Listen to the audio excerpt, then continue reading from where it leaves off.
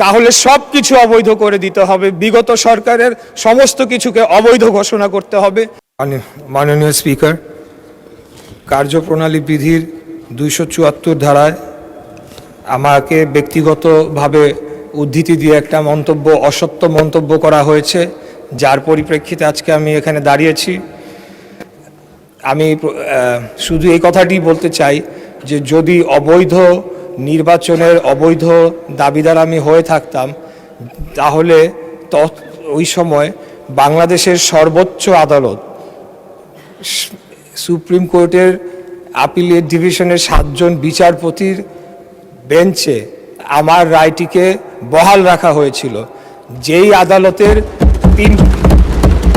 আদালতের রেফারেন্সের উপরে ভিত্তি করে বিগত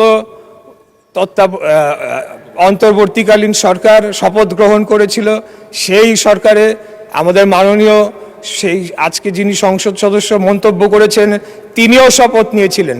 তাহলে সব কিছু অবৈধ করে দিতে হবে, বিগত সরকারের সমস্ত কিছুকে অবৈধ ঘোষণা করতে হবে। যদি বলা হয় যে আমার ওই রায়টি অবৈধ ছিল, কারণ বাংলাদেশের এপেক্স কোর্ট সুপ্রিম কোর্টের অ্যাপিলেট ডিভিশনের 7 জন বিচারপতির বেঞ্চে আমার রায়টিকে বহাল রাখা হয়েছিল। অতএব আমি এটার তীব্র প্রতিবাদ জানিয়ে আমার বক্তব্য শেষ করছি। ধন্যবাদ সবাইকে।